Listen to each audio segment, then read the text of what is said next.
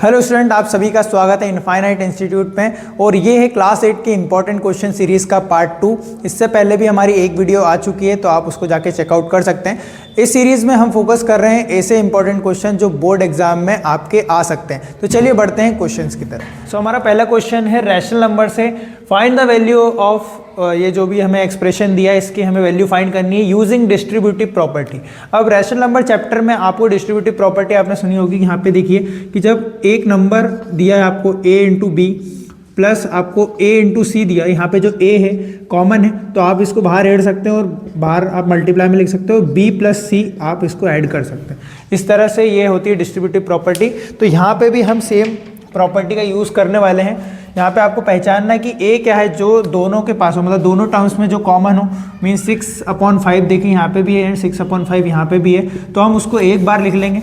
Mean 6/5 को आपने common ले लिया, फिर मल्टीप्लाई ब्रैकेट लगाएंगे। ब्रैकेट में जो फर्स्ट टर्म के साथ जो था -3/12 हम उसको लिख लेंगे, प्लस यहाँ पे बीच में प्लस का साइन है। देन सेकेंड टर्म में क्या था 5/12, इसको लिख लेंगे। अब पहले हम 6/5 को तो एज इट इज़ बाहर लिखना, इस ब्रैकेट में जो नंबर है इनको हमें सॉल्व करना है। अब देखिए ये दोनों के नीचे 12 है, मतलब ये लाइक फ्रैक्शन है, तो आपका एलसीएम 12 भी आने वाला है। और -3 + 5 आपको इसको इस तरह से लिख लेना। अगेन नेक्स्ट स्टेप में क्या होने वाला है 6/5 मल्टीप्लाई 5 -3 मीन्स यहाँ पे 2 बचेगा और नीचे आएगा 12। और आप इसको थोड़ा सिंप्लीफाई कर सकते हैं। देखिए 6 से 12 कट जाएगा 2 टाइम में, और 2 से ये 2 कट जाएगा, तो हमारा डायरेक्ट आंसर बचा 1/5। ऊपर जो है न्यूमरेटर में 1 बचा है, नीचे से 5 बचा, तो ये आपका फाइनल आंसर है। सो हमारा नेक्स्ट क्वेश्चन है डायरेक्ट एंड इनवर्स प्रपोर्शन से। हमें गिवन है if the price of 6 pen is 24 rupees then what will be the price of 8 pen. हमें 6 पेन की जो है प्राइस दी है और हमें 8 पेन की प्राइस पता करनी है। तो ये देखिए डायरेक्ट प्रपोर्शन का क्वेश्चन है, तो हम यहाँ पे जो भी हमें पता करना है, जिसकी वैल्यू पता करनी है, हमें 8 पेन की प्राइस पता करनी है, तो हम इसको x मान लेंगे। Let price of 8 pens equal x rupees. ठीक है, हमने इसको x मान लिया। अब हम इसको प्रपोर्शन में अरेंज कर सकते हैं कि 6 पेन्स इक्वल 24 रुपीज़, और अपॉन में पेन के नीचे पेन का प्रपोर्शन होना चाहिए, तो 8 पेन्स लिख दीजिए आप इक्वल x रुपीज़। हमें बस इस x की वैल्यू फाइंड करनी है। तो देखिए ये अब प्रपोर्शन में जम गया है, तो हम इसको अब क्रॉस मल्टीप्लिकेशन या फिर आप एक्सट्रीम्स को मल्टीप्लाई कर दिए, मिडिल्स को मल्टीप्लाई कर सकते हैं। ये हमने प्रपोर्शन में पढ़ा है, तो आपको क्या करना है, इनको क्रॉस मल्टीप्लाई करना है। ठीक है, हम इसको क्रॉस मल्टीप्लाई कर लेते हैं। 6 × x ये हो जाएगा, एंड 8 × 24 इस तरह से हम लिख सकते हैं नेक्स्ट स्टेप में। अब देखिए आप चाहो तो यहाँ पे मल्टीप्लाई कर सकते हो, या फिर आप 6 यहाँ पे मल्टीप्लाई में, हमने लीनियर इक्वेशन पढ़ा है, जो मल्टीप्लाई में रहता है इक्वल टू के बाद जब भी ट्रांसफर करोगे तो डिवाइड में चले जाता है। तो x इक्वल 8 × 24 अपॉन 6। अब यहाँ 6 से आप 24 को डिवाइड कर सकते हैं। देखिए यहाँ पे आ जाएगा 4 एंड 8 4 जा 32। तो जो 8 पेन है उनकी प्राइस क्या हो जाएगी 32 रुपीज़। सो हमारा नेक्स्ट क्वेश्चन है फैक्टराइजेशन चैप्टर से। तो यहाँ पे देखिए हमें इस टर्म को फैक्टराइज करना है। तो सबसे पहले हम देखेंगे कि इन दोनों टर्म्स में कुछ कॉमन आ रहा हो तो हम कॉमन लेंगे। देखिए यहाँ पे कुछ भी कॉमन नहीं है। यहाँ पे ये जो है, अगर आपको 2 टर्म्स दी हैं तो ये एक आइडेंटिटी बेस्ड क्वेश्चन है, तो यहाँ पे आइडेंटिटी से हम इसको फैक्टराइज करेंगे। अब जो आइडेंटिटी यहाँ पे लगने वाली है वो है a² - b²। तो देखिए बीच में माइनस है और ये परफेक्ट स्क्वायर होना चाहिए, जो b भी है वो भी परफेक्ट स्क्वायर होना चाहिए। तो हम यहाँ पे परफेक्ट स्क्वायर बनाते हैं। तो आप देखेंगे जो 49 है वो 7 का स्क्वायर है, तो हम इसको 7 का स्क्वायर लिख सकते हैं, और जो x स्क्वायर है वो ऑलरेडी परफेक्ट स्क्वायर है। देन माइनस का साइन है, एंड 36 जो है 6 का स्क्वायर, तो हम यहाँ पे 6 का स्क्वायर लिख देना। अब ये इसको हम लिख सकते हैं कंप्लीटली 7x का होल स्क्वायर, और यहाँ पे इसको 6 का स्क्वायर लिख सकते हैं। अब देखिए ये जो है अब थोड़ा थोड़ा आइडेंटिटी की तरह लगने लग गया, a² - b²। इसका जो आइडेंटिटी का एक्सप्रेशन होता है वो होता है a + b and a - b। हम इस तरह से इसको फैक्टराइज करते हैं। तो यहाँ पे हमारा a जो है अभी है 7x एंड b जो है आपका 6 है। तो अब इसका जो आंसर आने वाला है, इससे अगर आप देखेंगे तो आएगा 7x + 6 एंड एक ब्रैकेट में 7x - 6। ये इसका फाइनल आंसर है। तो हमारा नेक्स्ट क्वेश्चन है मेंसुरेशन चैप्टर से। हमें गिवन है a close cylindrical tank of radius 7 metre and height 3 metre is made from a sheet of metal, how much sheet of metal is required. तो देखिए हमें एक सिलेंड्रिकल टैंक दिया है जिसकी रेडियस गिवन है एंड हाइट गिवन है। तो जो गिवन हम पहले लिख लेते हैं, given that radius equal 7 metre and जो हाइट है, हाइट जो हमें गिवन है वो है 3 मीटर।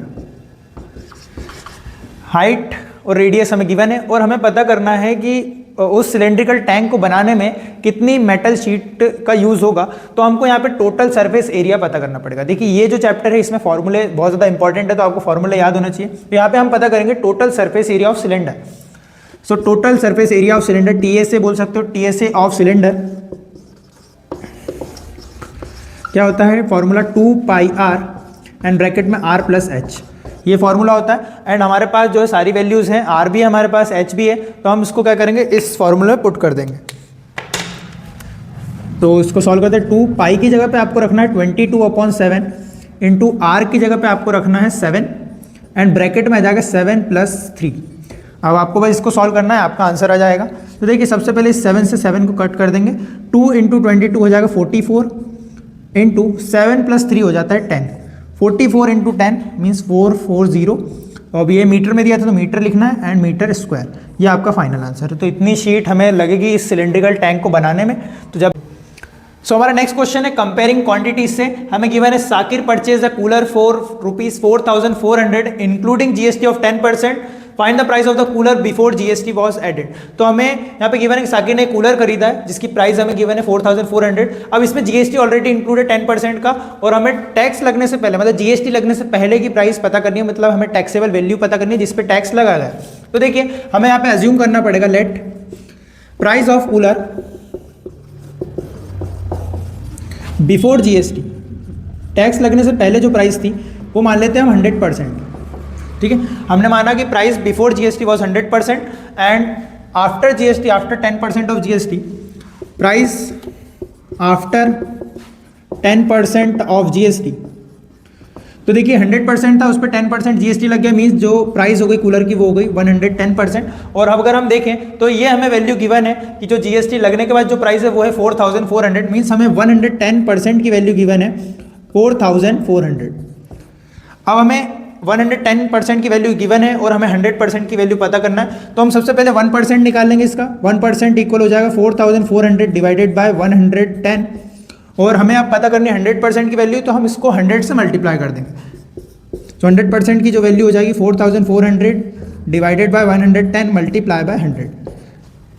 अब हम देखेंगे यहाँ पे, देखिए 0 से 0 कट हो गया और यहाँ पे 11 से इस 440 को हम डिवाइड कर देंगे, तो आ जाएगा 100% इक्वल 40 × 100। ये 100 मल्टीप्लाई में था, अब आप 40 को 100 से मल्टीप्लाई करें तो इसका आंसर आ जाएगा 4,000। तो यही है हमारी टैक्सेबल वैल्यू कि टैक्स लगने से पहले जो कूलर की प्राइस थी वो थी 4,000। सो हमारा नेक्स्ट क्वेश्चन है लीनियर इक्वेशन का। यहाँ पे हमें एक इक्वेशन दी है, यहाँ पे वेरिएबल है आपका z, हमें यहाँ पे z की वैल्यू फाइंड करनी है। तो देखिए यहाँ पे ब्रैकेट्स हैं और उनके सामने एक एक नंबर लिखा हुआ, और हमको सबसे पहले यही करना है कि ब्रैकेट में इन नंबर्स का मल्टीप्लाई करना है। सबसे पहले देखिए 3 और उसके आगे जो ब्रैकेट है इसमें मल्टीप्लाई कर देंगे हम इसका। यहाँ पे हो जाएगा 3 × 5 = 15z, माइनस का साइन है 3 × 7 21, देन -2 का मल्टीप्लाई करेंगे इस सेकंड ब्रैकेट में, 9 × 2 = 18z, एंड यहाँ पे माइनस माइनस प्लस 2 × 11 22। देखिए यहाँ पे हमने मल्टीप्लाई कर लिया है। अब इक्वल टू इस बार RHS में भी हम जो है इसको मल्टीप्लाई करेंगे 4 को। 4 का मल्टीप्लाई सिर्फ इस ब्रैकेट में होगा, -17 को अलग ही रखना है। 4 × 8 32z माइनस 13 × 4, 13 4 = 52 -17। ठीक है, यहाँ तक हो गया। अब हम देखिए यहाँ पे इधर z और कांस्टेंट और इनको सिंप्लीफाई कर लेंगे। यहाँ पे देखिए z अकेले ही है 32z, अब बाकी इनको हम सिंप्लीफाई कर लेते हैं। सबसे पहले 15z एंड माइनस का 18z, तो 15z माइनस 18z जो है माइनस का 3 हो रहा है, तो हम डायरेक्ट लिख देते हैं -3z एंड -21 एंड +22 मीन्स 22 में से अगर हम 21 को माइनस कर दें तो यहाँ पे आएगा प्लस का 1। यहाँ पे देखिए इतना ही बचेगा, equal to right hand side पे देखते हैं 32z एज इट इज लिखे रहते हैं, क्योंकि z का मतलब इधर कोई वेरिएबल नहीं है हमारे पास, और यहाँ पे ये दोनों नेगेटिव है मीन्स ये दोनों ऐड हो जाएंगे, तो 52 + 17 मीन माइनस का 69 आ जाएगा यहाँ पे।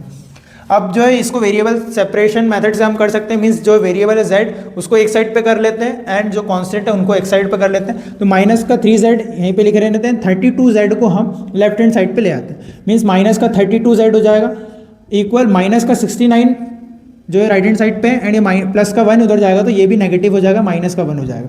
अब देखिए ये दोनों साइड पे नेगेटिव नंबर से ऐड हो जाएंगे, मीन्स 3z प्लस 32z, ये हो जाएगा 35z बट नेगेटिव, इक्वल यहाँ पे माइनस का 69 माइनस का 1, ये हो जाएगा माइनस का 70।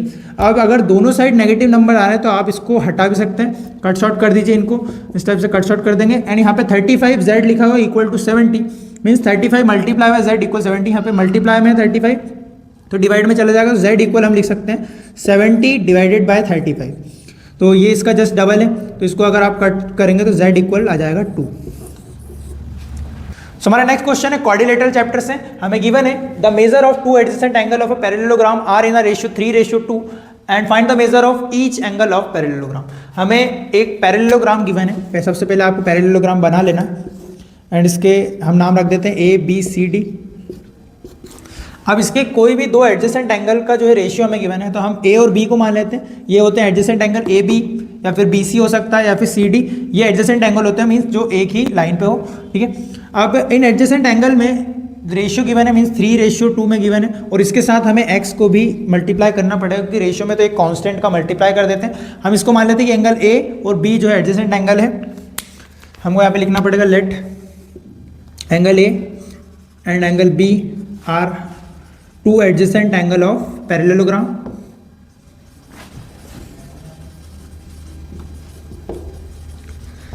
सो पैरेललोग्राम के एडजेसेंट एंगल का सम जो होता है वो होता है 180, मीन्स एंगल ए और एंगल बी को ऐड करने पे आना चाहिए 180, angle A plus angle B equal to 180। अब जो एंगल ए है हमने अभी माना है उसको 3x, तो एंगल ए की जगह हम रख देंगे 3x प्लस एंगल बी की जगह पे रखना पड़ेगा 2x, क्योंकि ये इनकी वैल्यूज है, इक्वल टू 180। तो यहाँ पे देखिए 3x प्लस 2x हो जाएगा 5x इक्वल 180। अब हमने लीनियर इक्वेशन पढ़ के आया तो हम x की वैल्यू फाइंड कर सकते हैं, x इक्वल हो जाएगा 180/5। 180 को अगर आप 5 से डिवाइड करेंगे तो इसका आंसर आएगा 36। x की वैल्यू आ गई 36, तो हम एंगल ए और एंगल बी की वैल्यू यहाँ से फाइंड कर सकते हैं। सो एंगल ए इक्वल हो जाएगा, यहाँ पे देखिए एंगल ए इक्वल था 3x, means 3 multiply by x की जो वैल्यू है वो है 36, तो 3 × 36 हो जाएगा 108 डिग्री, और एंगल बी इक्वल है 2x, मीन्स 2 × 36 मीन्स ये हो जाएगा आपका 72 डिग्री। अब हमारे पास एंगल ए और एंगल बी आ चुके हैं, और हमें डी और सी भी पता करना है। उसने कहा है कि सारे एंगल्स पैरेललोग्राम के पता कीजिए, तो एंगल ए और बी अगर हमारे पास है तो ए का जो है अपोजिट एंगल होता है सी, तो एंगल ए और एंगल सी बराबर होते हैं, तो हम यहाँ पे लिख देंगे angle A is equal to angle C, और एंगल बी के बराबर एंगल डी रहता है, तो यहाँ पे एक और चीज़ लिखेंगे angle B is equal to angle D. ये जो है अपोजिट एंगल ऑफ पैरेललोग्राम है, तो यहाँ पे प्रॉपर्टी का नाम लिख देना आप, अपोजिट एंगल ऑफ पैरेललोग्राम, ये इक्वल होते हैं। तो अगर एंगल ए आपका 108 डिग्री का तो एंगल सी भी कितना हो जाएगा 108 डिग्री का, और एंगल बी आपका 72 डिग्री का है तो एंगल डी भी आपका हो जाएगा 72 डिग्री का। तो यहाँ पे देखिए हमने सारे एंगल्स फाइंड कर लीजिए। सो हमारा नेक्स्ट क्वेश्चन है अलजेब्रिक एक्सप्रेशन से। सो हमें गिवन है the perimeter of square is 8a² b², find the area of square. तो देखिए एक स्क्वायर है, उसका पेरीमीटर हमें गिवन है, तो पेरीमीटर ऑफ स्क्वायर लिखेंगे हम सबसे पहले, पेरीमीटर ऑफ स्क्वायर इक्वल कितना दिया है 8a² b²। अब आपको पेरीमीटर ऑफ स्क्वायर का फॉर्मूला पता होना चाहिए, जो होता है 4 × साइड। देखिए हमें एरिया फाइंड करना है इसमें, तो एरिया के लिए हमें साइड की जरूरत पड़ेगी, इसलिए हमको ये पेरीमीटर का फॉर्मूला लगाया 4 × साइड इक्वल 8a² b²। अब ये 4 इधर मल्टीप्लाई में है, डिवाइड में चला जाएगा, जैसे ही हम इसको ट्रांसफर करेंगे राइट हैंड साइड पे, तो 8a² b² अपॉन 4। अब 4 से ये जो है डिवाइड हो जाएगा, 4 से 8 जो है डिवाइड हो जाएगा 2 टाइम्स में, तो इसका जो साइड आ गई हमारी इस स्क्वायर की वो आ गई 2a² b²। जो a² b² जो चल रहा है वेरिएबल्स वो ऐसे ही रखना है, तो साइड आ चुकी है। अब हमें पता क्या करना है, इसका एरिया पता करना है, तो हम लिखेंगे नेक्स्ट स्टेप में area of square. Area of square equal क्या फॉर्मूला होता है, side into side, means side हमारी गिवन है 2a² b² multiply by 2a² b²। हमें साइड को साइड से मल्टीप्लाई करना, तो देखिए अलजेब्रिक एक्सप्रेशन में हमें मोनोमियल को मोनोमियल से मल्टीप्लाई करना है, ऐसे समझ लीजिए। मीन्स 2 × 2 पहले जो है कोफिशिएंट मल्टीप्लाई होंगे, 2 × 2 4। अब a² × a² मीन्स a की पावर हो जाएगी 4 एंड b की पावर भी कितनी हो जाएगी 4 हो जाएगी, ये इसका आंसर आ जाएगा। सो हमारा नेक्स्ट क्वेश्चन है मेंसुरेशन का। हमें गिवन है the ratio of volume of 2 cube is 1:64, find the ratio of their surface areas. तो हमें 2 क्यूब्स हैं, उनके वॉल्यूम का रेशियो गिवन है, तो सबसे पहले हम उसकी एजेस या साइड्स हैं जो उनको मान लेते हैं। एज ऑफ क्यूब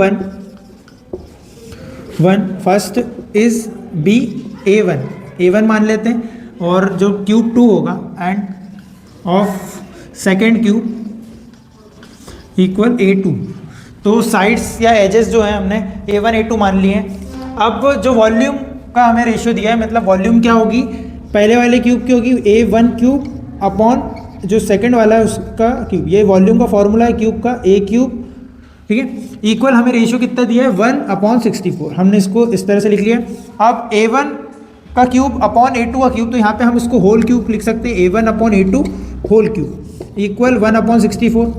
अब देखिए नेक्स्ट स्टेप में क्या होने वाला है, यहाँ से हम क्यूब को ट्रांसफर कर देंगे, तो यहाँ पे सामने जो है क्यूब रूट लग जाएगा। अगर हम इसको ट्रांसफर करेंगे तो A1/A2 इक्वल 1/64 के ऊपर लग जाएगा क्यूब रूट, ठीक है, इसका ध्यान रखना है। अब A1/A2 इक्वल, अब 1 किसका क्यूब होता है, 1 का ही होता है, एंड 64 किसका क्यूब होता है, 4 का। तो A1/A2 का जो हमारे पास रेशियो आया है, मतलब जो साइड्स का रेशियो आया है दोनों क्यूब की, वो आया 1/4। इसका यूज़ करेंगे हम सरफेस एरिया पता करने के लिए। तो अगर हमें सरफेस एरिया का रेशियो पता करना है, तो सरफेस एरिया का फॉर्मूला होता है 6A1² अपॉन 6A2²। देखिए दोनों जो सरफेस एरिया, दोनों वॉल्यूम, दोनों क्यूब के जो सरफेस एरिया है उनका अगर हमें रेशियो बना तो ये बनेगा। अब देखिए 6 से 6 कट जाएगा, यहाँ पे हो जाएगा A1² अपॉन A2²। अब हम इसको कर सकते हैं A1/A2 का होल स्क्वायर, और हमारे पास A1/A2 की वैल्यू है, मतलब 1/4 है, तो हम इसकी जगह 1/4 रख देंगे और इसका होल स्क्वायर हो जाएगा। मीन्स इसका आंसर 1 का स्क्वायर होता है 1 एंड 4 का स्क्वायर होता है 16। इसका आंसर आ जाएगा 1/16। सो हमारा नेक्स्ट क्वेश्चन है square and square root chapter से। हमें गिवन है पाइथागोरन ट्रिपलेट हमें फाइंड करना है, जिसका एक मेंबर हमें दिया हुआ है जो है 12। तो हम जानते हैं पाइथागोरन ट्रिपलेट पता करने के लिए हमारे पास एक फॉर्मूला है 2m m² + 1 एंड m² - 1। तो इसका हमें यूज़ करना है। तो ये जो अगर हमारे पास इवन नंबर दिया है तो हम इसको 2m के इक्वल रख लेते हैं। जो एक मेंबर दिया है तो 2m = 12, और इससे हम m की वैल्यू फाइंड कर लेंगे। m इक्वल हो जाएगा 12/2, मीन्स m इक्वल हो जाएगा 6, ठीक है। हमारा एक तो ऑलरेडी गिवन था 12, हमें दो और पता करना है। तो ये दो फॉर्मूले हैं हमारे पास, m² + 1 मीन्स 6 का स्क्वायर प्लस 1 मीन 36 + 1 हो जाएगा 37। हमारा एक पाइथागोरन ट्रिपलेट आ चुका है। एंड m² - 1, नेक्स्ट क्या होगा, m² - 1 मीन्स 6² - 1, 36 - 1 मीन्स 35। तो हमारे दो और पाइथागोरन ट्रिपलेट्स के मेंबर आ चुके हैं। मीन्स जो पाइथागोरन ट्रिपलेट का हमारा मिलेगा 12, 35 एंड 37। ये हमारे पाइथागोरन ट्रिपलेट्स हैं। इस सीरीज़ में आगे और भी इस तरह की वीडियोस आने वाली हैं, जिसमें हम क्लास 8 के इंपॉर्टेंट क्वेश्चन को कवर करेंगे। और आई होप आज की वीडियो भी आपको पसंद आई होगी। तो वीडियो को एक लाइक कर देना, और ऐसे ही हमारे साथ जुड़े रहने के लिए चैनल को सब्सक्राइब कर सकते हैं। Thank you for watching.